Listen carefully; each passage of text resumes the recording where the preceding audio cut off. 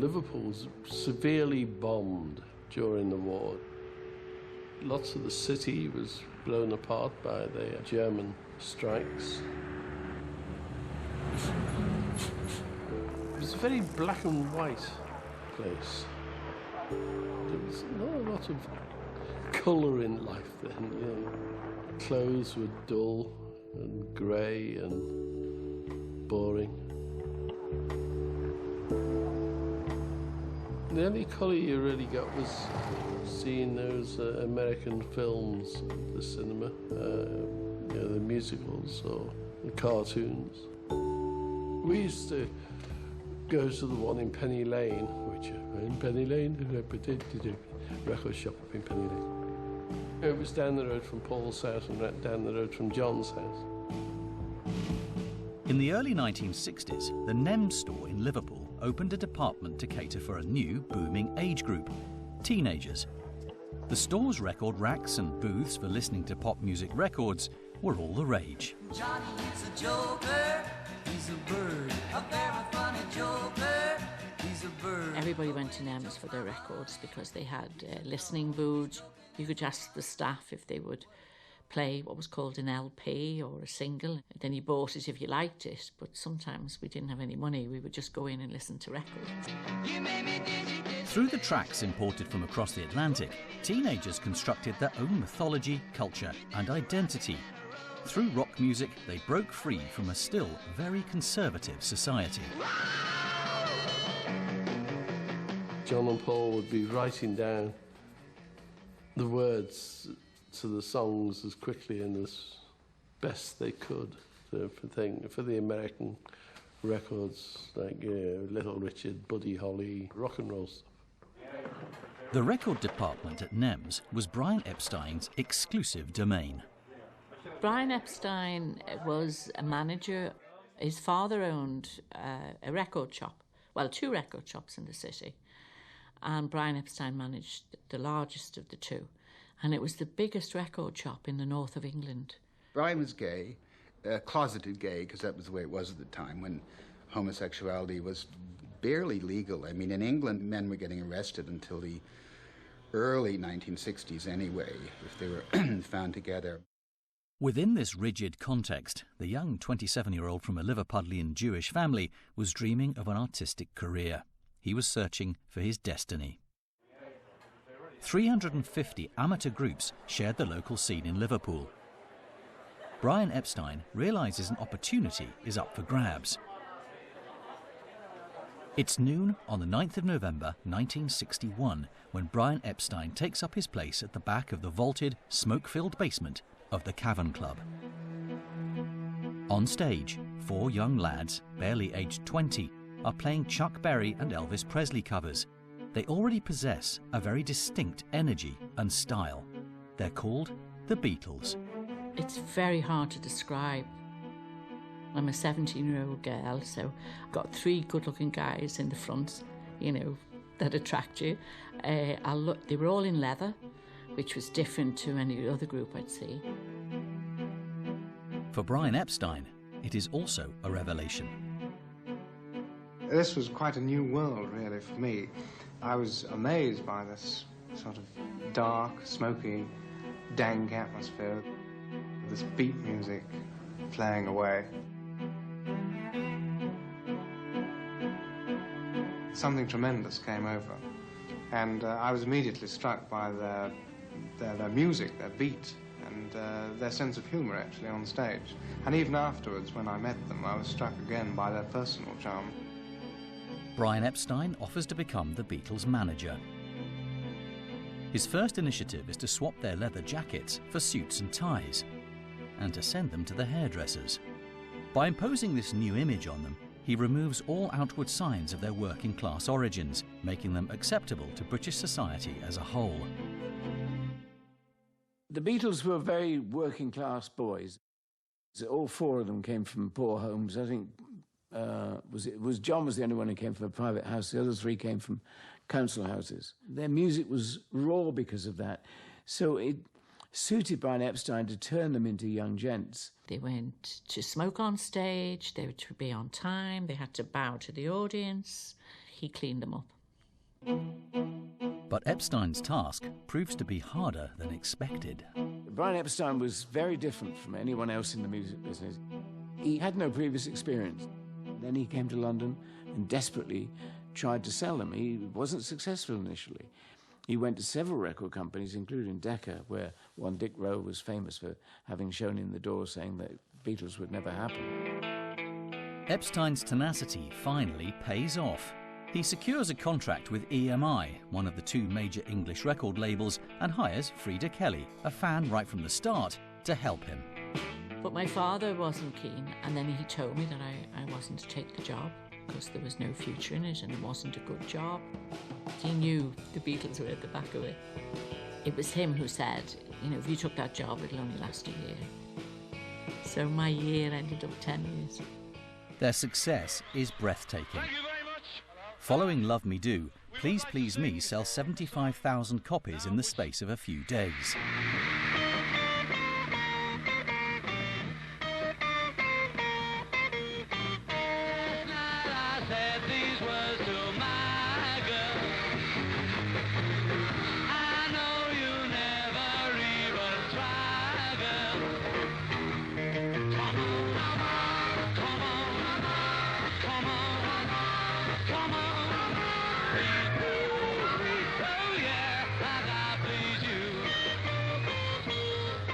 The Beatles monopolised the #1 spot in the charts 12 times. The national press goes into overdrive. 2 gold discs, George. Love you. Well, there we are. I want to hold your hand. 2 gold discs for the Beatles, and for you, John, Paul, Ringo and George, the Beatles!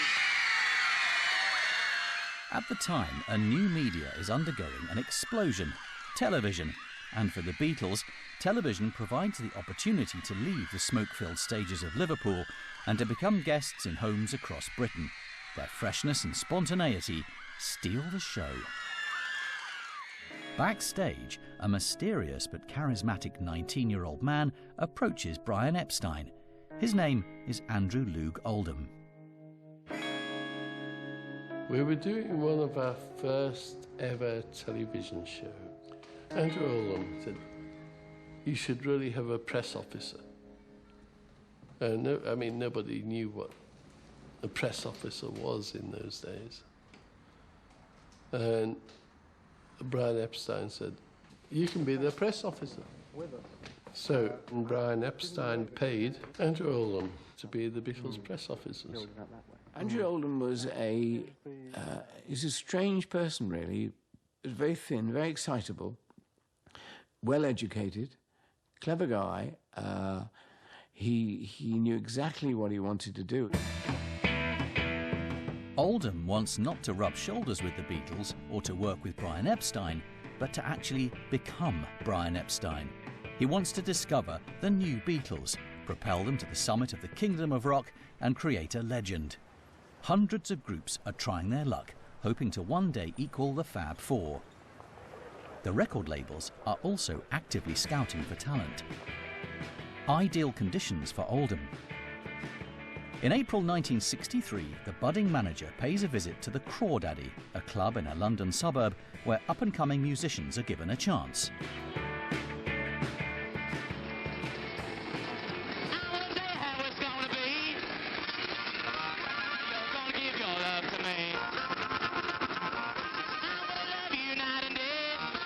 Oldham finds his treasure, the Rolling Stones. And there were the Stones playing, and on no stage, no lights, just playing, and very exciting. A raw kind of sound. Nobody'd heard anything like it, really.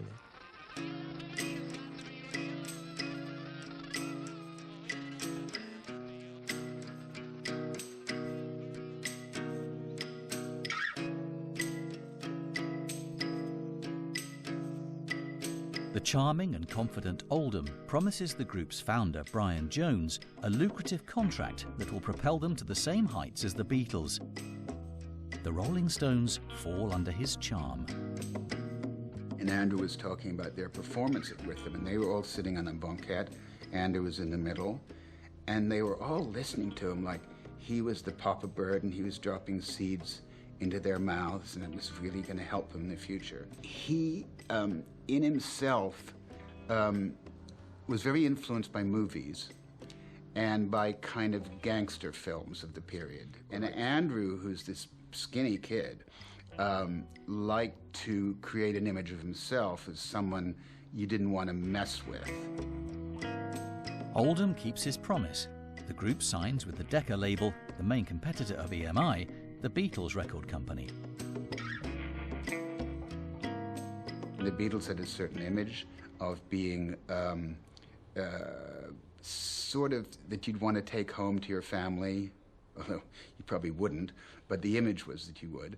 And then the Rolling Stones were from different backgrounds. They were well educated, they had reasonably well-off parents. And what that did in terms of their fame is that they thought they could do anything. The Rolling Stones, and particularly Mick and Keith, were the kind of bad boys and the rebels, and so he pushed them that way. But what about this thing, though, about dress, about not wearing a tie into a restaurant? I mean, you know, you're worldly enough now to realise, surely, that there are restaurants you can't go in without ties. I mean, do you do it deliberately? Do you go along... No, because most of these places you can. I mean, I don't, honestly and sincerely don't have a tie, you see, anyway, to start off with. I never liked ties much. You are 8 blocks ahead. I promote talent. I take something and sort of put it into a shape. I just try and make something presentable to the public, make it commercial. Anything that has some form of an image to it, I get involved. He always had amazing ideas to get people talking about the group. For example, from the outset, they were told never to smile. When they turned up for a photo session, one of them would always say, "Remember, no smile." So that's why in all the photos of their early days, it looks like they're all sulking. They were Andrew's instructions, who very smartly wanted to make them into the anti-Beatles. A matter of seconds now, and they'll be on stage. And just listen to that audience.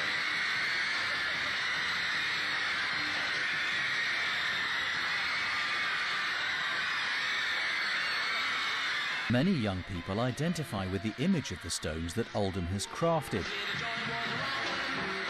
An image of freedom and a refusal to conform. Andrew Oldham wanted more of that for the Stones, and he went about it by promoting them as outrageous.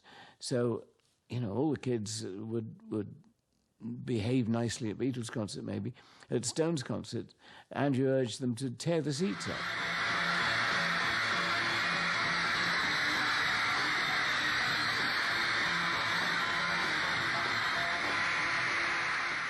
Rolling Stones concerts turn into brawls. In Blackpool, seats are ripped out, chandeliers are smashed, and the piano is turned upside down. 50 people are injured and taken to hospital. The local authority bans the Stones indefinitely from performing in the city. Oldham rubs his hands together. His strategy is working, increasing his protégé's popularity at all costs through the creation of scandal. The most trivial of incidents, which are blown out of all proportion by the press, delight the young manager. They were on tour and needed to go to the loo. So they asked to use the toilets of a garage they had pulled up at. The guy said they couldn't. So they urinated against the wall. And the next day it was all over the papers. The Rolling Stones, the bad boys urinate all over the wall, etc. But the Beatles very probably did the same thing. It's just that nobody spoke about it. They get off lightly with a £5 fine for each Rolling Stone, but the group's notoriety is boosted by the scandal. Pre-sales of their album reach 100,000 copies. For the first time, they dethrone the Beatles.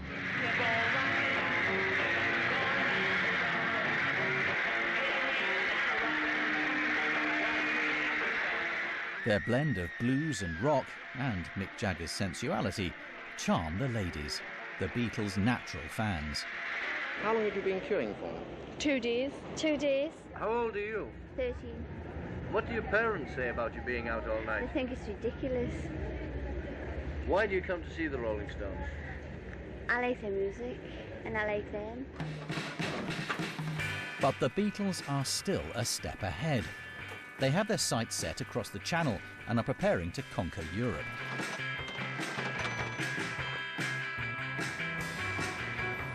they establish a foothold in Paris. During the winter of 1964, Les Beatles give 41 concerts there in under 3 weeks. On January the 16th, the Beatles play at the legendary Olympia venue.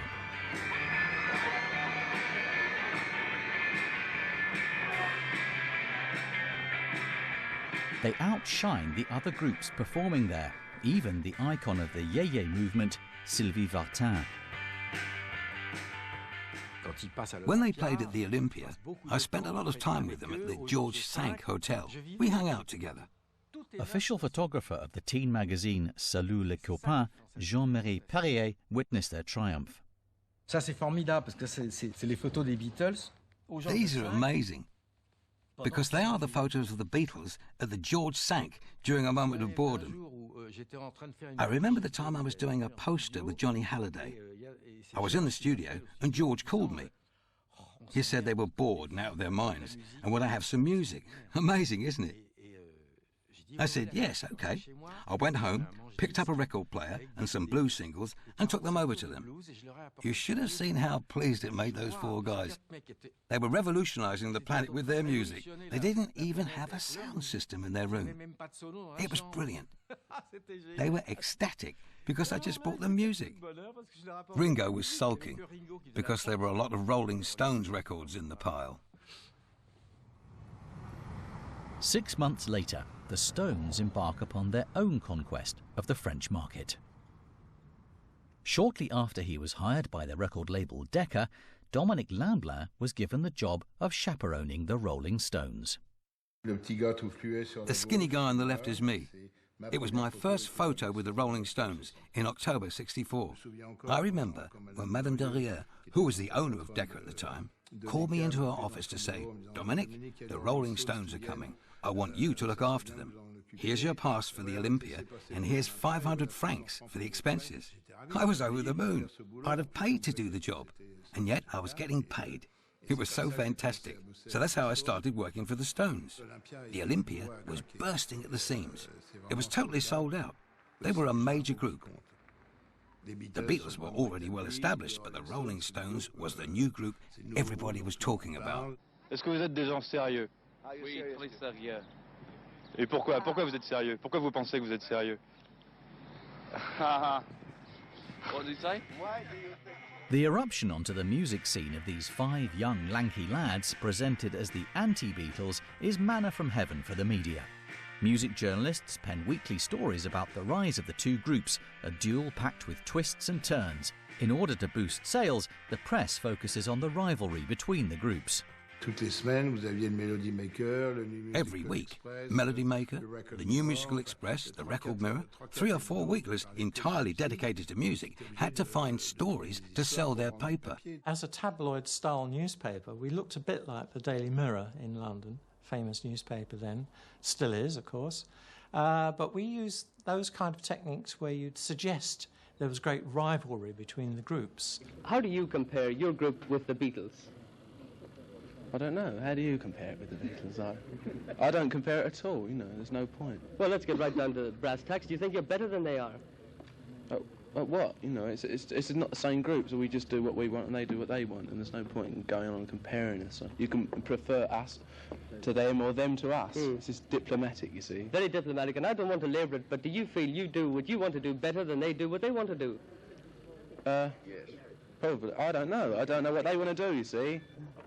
Very diplomatic. Well, there was quite a dichotomy between the Beatles and the Stones, whereas the Stones had started out emulating American R&B. You could go and see the Rolling Stones, and people thought, they sound authentic. They got the sound with the maracas and rhythm guitar and pounding drums from Charlie Watts. So the Stones sounded the real thing. The Beatles, once they got over their first few hits, were established as great songwriters and were churning out hits that were all different and amazing when you think about it. The duel continues into the world's leading record market, the US. A prerequisite for managers and their groups. When the Beatles step off the plane, they're already on conquered territory.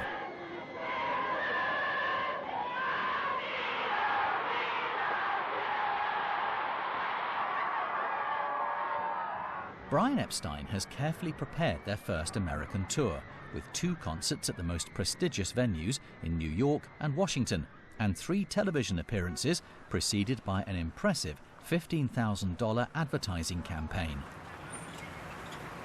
Ed Sullivan Show was the biggest show in America anyway. A quarter of all Americans watched the Ed Sullivan Show on the night that it went out, because there'd been so much said about the Beatles in the papers before they arrived. It had the biggest audience it ever had, even bigger than when Elvis played it. And they tried to get back into the hotel. They were staying at the Plaza, and the police again had to clear a path for them.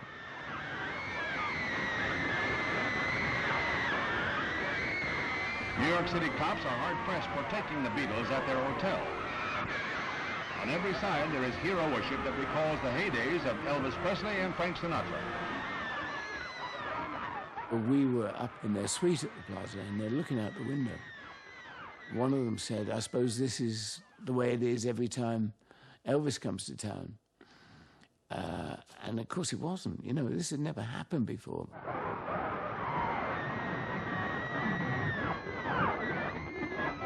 They screamed all night. You know, I think we were up on the 13th floor, but you could still hear it throughout the night, the screaming. "We want the Beatles, we want the Beatles." Now that you've seen the Beatles, what do you think? They're unbelievable. I've never seen anything like it in my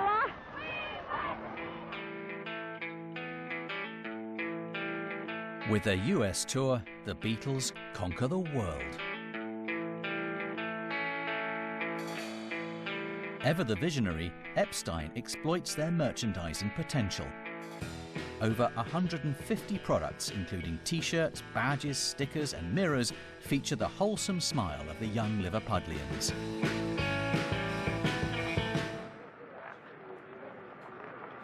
Conversely, the Stones' US tour, which follows the Beatles, does not meet with the success they'd hoped for. The group is given a frosty reception, and concert venues remain half empty. The British press labours the point. So if the Beatles went to America and were very successful, we'd say that on the front page. Beatles hit in the States. And then when the Rolling Stones went, they might run into some difficulties. Maybe some of their shows didn't sell out. So it could be a headline, something like Stones flop in the States. Well, we would suggest that. So that's a way we would stir up a bit of rivalry between the groups. Faced with the disenchantment of the American public, the Stones manager has to find a way to bounce back. He reboots his communication strategy, focusing on provocation, sex, and intergenerational conflict. It was Andrew who came up with the famous slogan, "Would you let your daughter marry a Rolling Stone?" He had a real gift for coming up with catchphrases.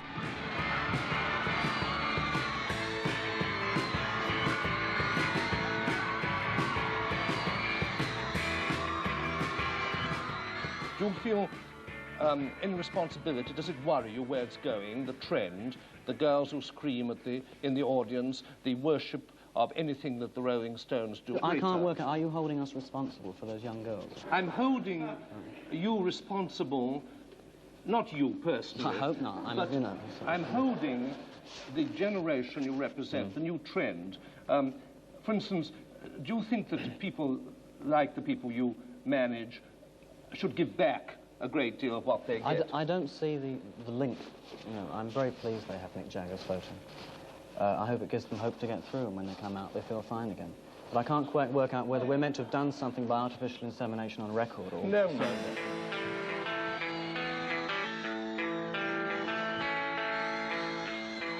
While the Stones stir up the pack, the Beatles, encouraged by Epstein, refine their image of the ideal son-in-law.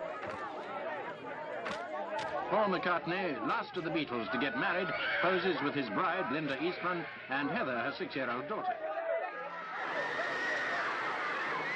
So successful is the agreeable image Epstein has been creating, Queen Elizabeth makes the Beatles members of the British Empire in October 1965. Fresh from an audience with the Queen, they hold medals, indicating they have been made members of the most excellent order of the British Empire. The Beatles, of course, have proven to be one of Britain's prime exports. They have brought in more foreign exchange than many industries. After all, they are an industry unto themselves.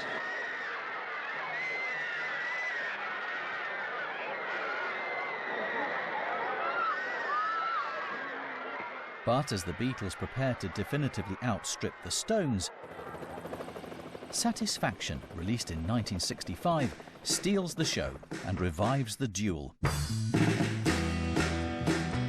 The song becomes the worldwide soundtrack of a generation.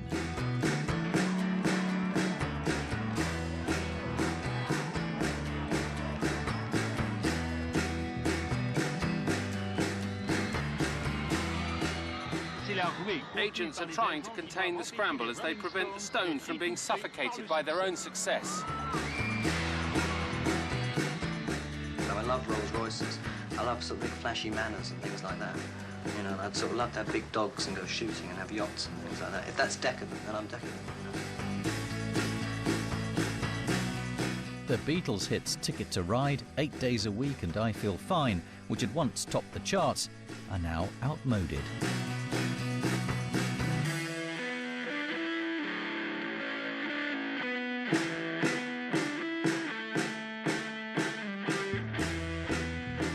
As for the Beatles themselves, exhausted by world tours and the hysteria that follows them wherever they go, they've reached the end of their tether. All the time caged in your hotel, except for performances.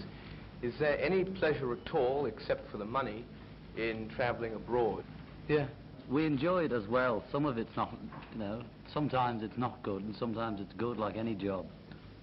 And when we go away anyway, the main reason for going away is just so that other people can see us at the concert, so it doesn't really matter if we don't have a good time, because it's for the other people anyway. We're not on holiday. We don't expect to see any sights or have any fun, and if we get fun as well while we happen to be touring, well then it's okay, you know. But it's a job as well. Their trip to the Philippines is the final straw. Because they withdraw from a reception given in their honour by President Marcos's wife, their police protection is taken away from them, and the takings from the concert they'd given the previous day are confiscated. The Beatles must leave the country in a hurry. John, what exactly happened at Manila Airport? We got kicked and pushed about by some monkeys, and we're very frightened. Well, how frightened were you, George? Terrified, I'd say. Yeah, it was, you know, it was very bad that there was about 5 sort of real big, sort of funny-looking fellas with guns and all the rest of the gear. Who did all the kicking. Yeah, and, you know, they just had arranged, you know, it was so obvious they'd arranged to give us the worst time possible. Disaster follows disaster. After Manila, during a US tour, John Lennon commits a faux pas. The thing that most offended people was when John said that the Beatles were, well, he was quoted as saying bigger than Jesus Christ. He didn't actually say that. He said we're more popular. And what he actually meant was that because of television and recordings, they could reach more people around the world. The furore leads to public burnings. The Beatles made a statement in all the newspapers that they're getting more better than Jesus himself, and the Ku Klux Klan, being a religious order, is going to come out here the night that they appear at the Coliseum here, and we're going to demonstrate with different ways and tactics to stop this performance. Would you say that there'd probably be maybe 50,000 people here for the performance, and the 50 Klansmen are going to stop the performance? We're known as a terror organization. I think we have a terror organization. We have ways and means to stop this if this is going to be the case. Yeah.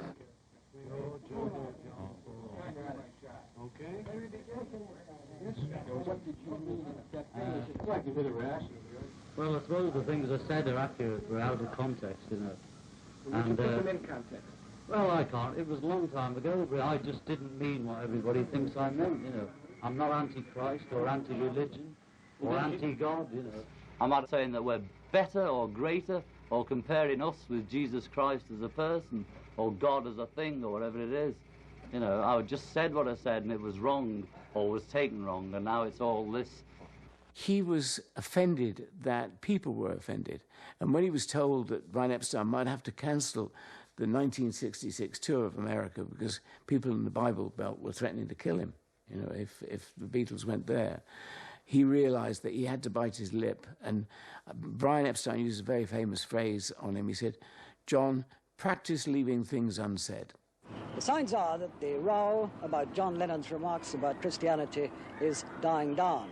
It's true that in Chicago and Detroit and Cleveland, a lot of seats were left unsold. Well, how many Beatles records were you selling before this row started? Oh, quite a few. And since? They've dropped off considerably. The quote which John Lennon made to a London columnist more than 3 months ago has been quoted and represented entirely out of context. And in these circumstances, John is deeply concerned and regrets that people with certain religious beliefs should have been offended in any way whatsoever.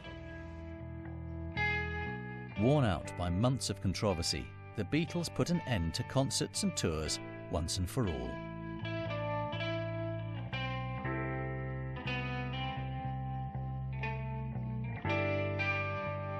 Holed up in their recording studio, they fail to see the world around them change.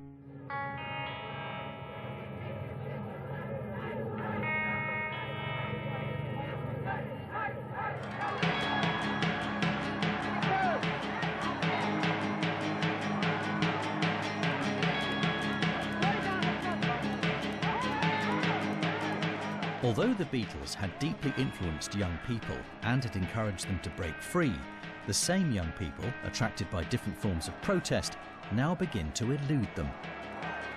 The US is embroiled in the Vietnam War. Perceived as unjust and imperialist, the war ignites student campuses worldwide.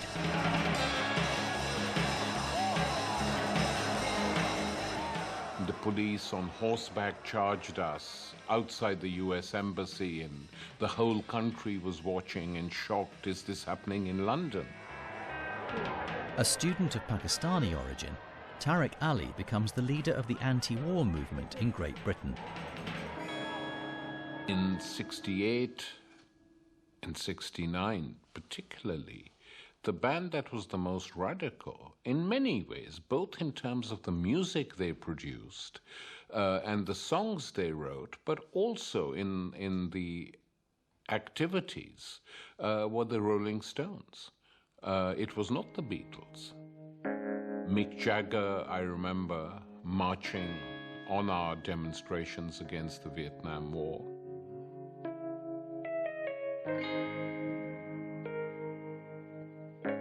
Lots of kids being sent to fight in Vietnam, you know, were listening to the Stones to get away from this horrible war, but also because in a way the music reflected the war. You know, and its hardness, it was hard music.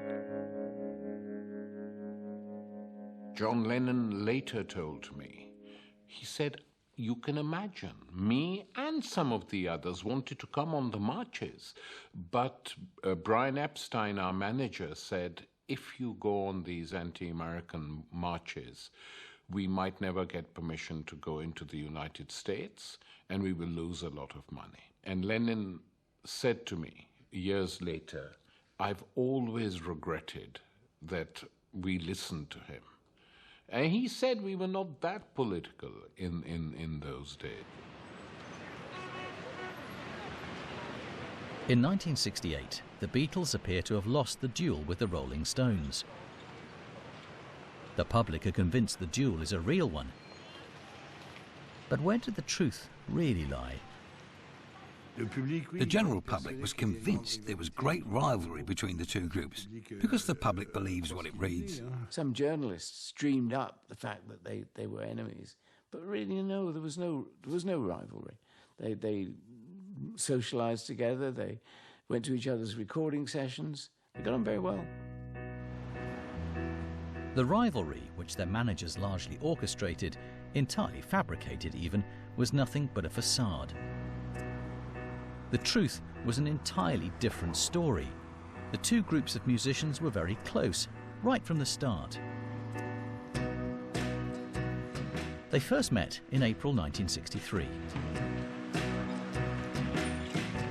Shortly after arriving in London, the Beatles attended one of the first Rolling Stones concerts in the London suburb of Richmond. At the time, the Rolling Stones had yet to make a name for themselves. George and me and John, we went down to Richmond and we saw this group and we thought they're quite good. Blown away by the energy of the Stones' performance, the Beatles went backstage to congratulate them. They immediately hit it off and ended up spending the evening together. A friendship was born. But for the public and for the media, their friendship remained backstage. And of course they were good friends. It was swinging London, that's true really.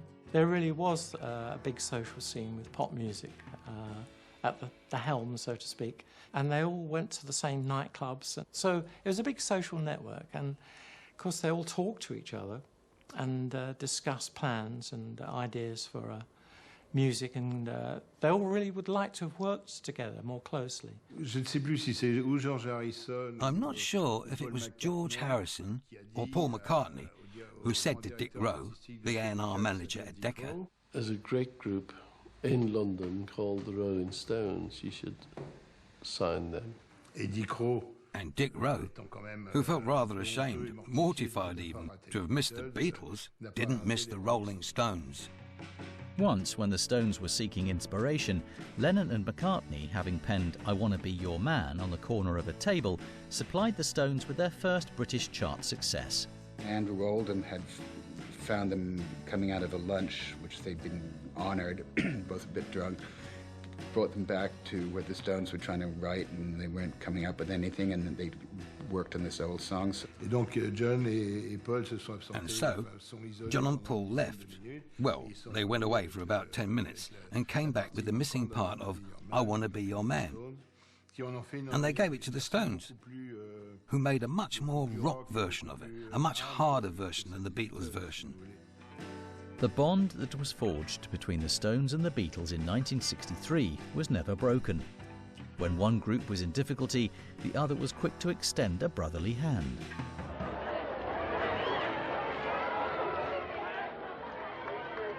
It took the jury only an hour this afternoon to bring in a verdict of guilty against Richards, who was the last of the defendants to face trial here. In 1967, scandal hit the Stones once again. Arrested for possession of drugs, Mick Jagger and Keith Richards faced prison.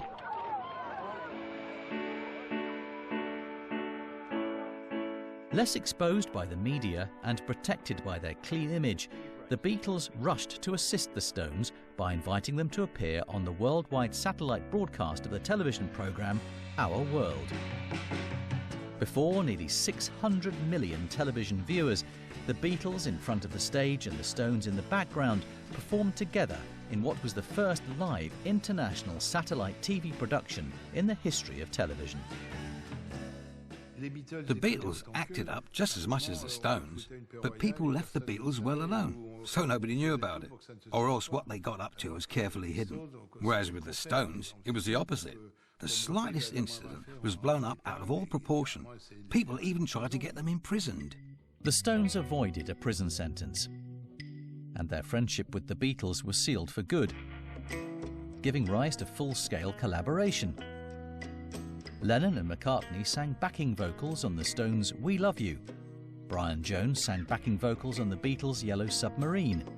In fact, so rich was their collaboration that at times their music even seemed to merge. Helter Skelter and Back in the USSR, two tracks on the Beatles' White Album, would not be out of place on a Rolling Stones album. There was a sort of gentleman's agreement to not destroy each other's sales. All the releases, the singles at least, were coordinated. When are you releasing yours? OK, we'll release ours in a couple of weeks then. OK, we'll wait another couple of weeks to release ours. Because they knew perfectly well that if they both released a single in the same week, they both suffer. In addition to the musical aspect and a shared attraction to drugs, the two groups also openly pursued psychedelia as part of a joint spiritual quest. During the Summer of Love, at a conference given by Maharishi Mahesh Yogi, the Indian guru who promoted transcendental meditation, Mick Jagger appeared alongside the Beatles.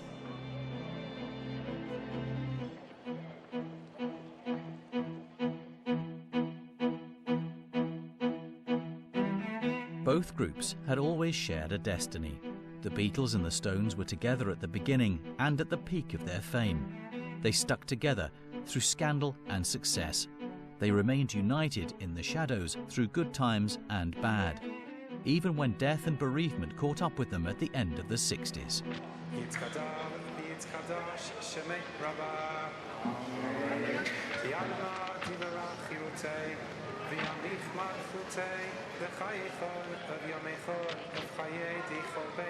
On the 27th of August 1967, Brian Epstein, who was widely known as the fifth Beatle, died of an overdose of barbiturates.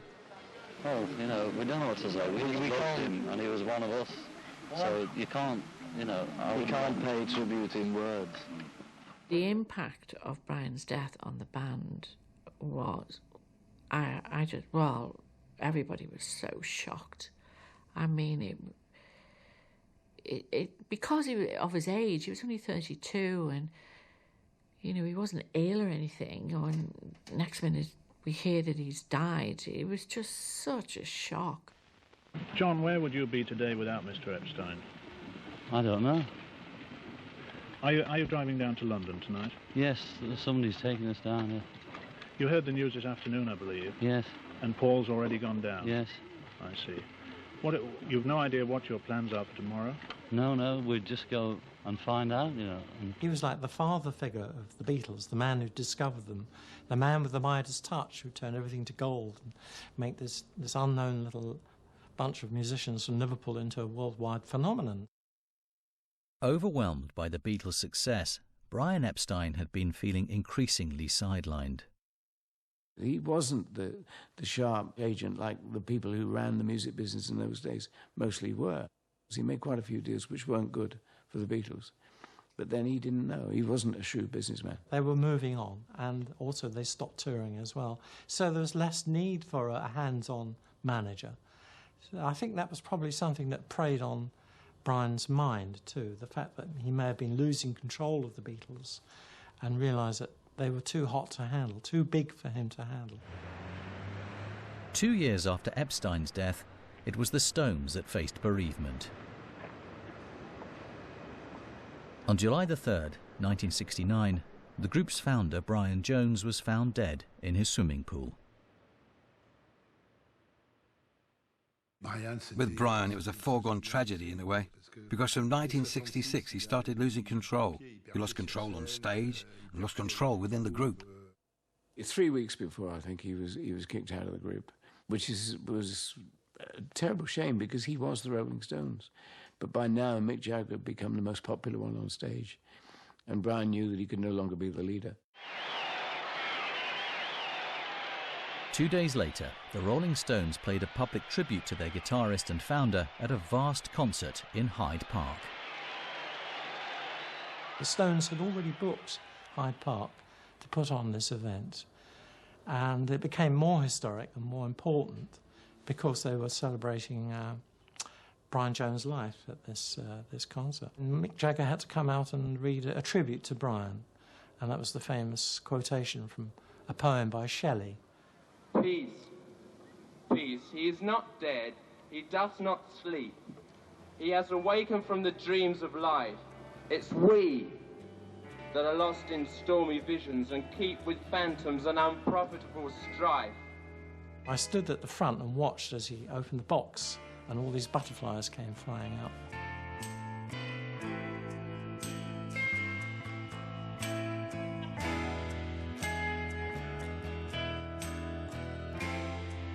All the butterflies flew in the air and then they dropped to the ground. They'd all died because they were in the box for too long and it was too hot. So the butterflies tried to fly away and they fell to the ground and died, which is even more poignant, really.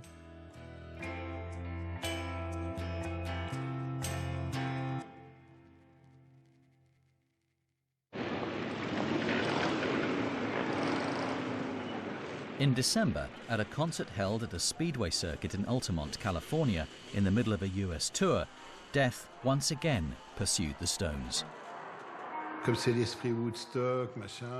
As it was in the spirit of Woodstock, music had to be free and so on. So suddenly they agreed to do a free concert. But the problem was, it was organised against their better judgment. And they made the stupid mistake of hiring Hell's Angels to do the security. The problem was that the Hell's Angels in the US, especially in San Francisco, were nothing like the Hell's Angels they had met in London, who'd done the security for the Hyde Park concert. Because the San Francisco Hell's Angels were real beasts.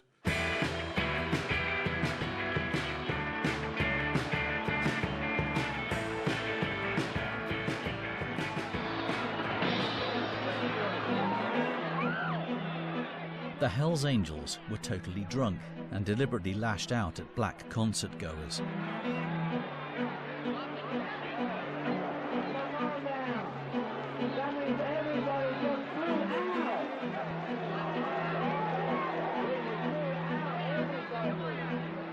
Meredith Hunter, an 18-year-old black youth, was stabbed to death by a member of security.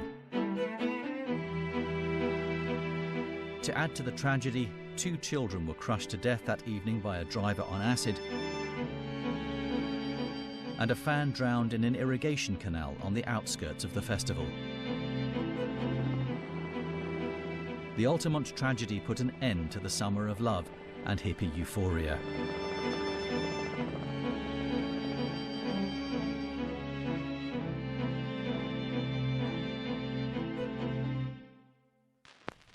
The Beatles were now having to face up to their own inevitable decline.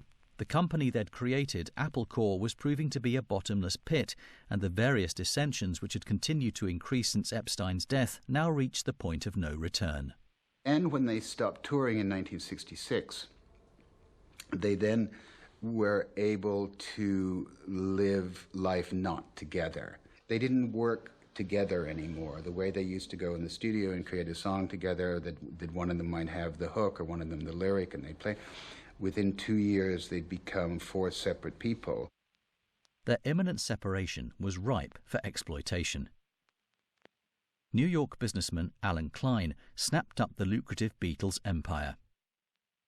Klein also moved in on the Stones, grabbing Andrew Oldham's position of manager. Alan Klein was an incredible businessman, but for himself. Both groups made the same mistake. You could say they had the same career plans that resembled each other. They both fell into Alan Klein's lair, and it cost both groups dearly. Alan Klein is one of the reasons the Beatles separated. As for the Stones, they got fleeced. Today, 50 years after Satisfaction, the master recording still belongs to Alan Klein. The Beatles split up in 1970.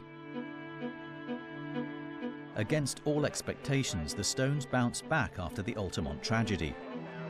Now, alone in the running, they won the duel their managers had initiated. But they had won by default. The duel had ever actually existed, that is. Because the duel was also a smokescreen. It accompanied the advent of mass media and the merchandising of cultural products. Together, the Beatles and the Stones created brands that to this day continue to produce slogans, consumer items and events. They transformed the energy of a generation into multinationals that ushered music into the era of capitalism and globalization.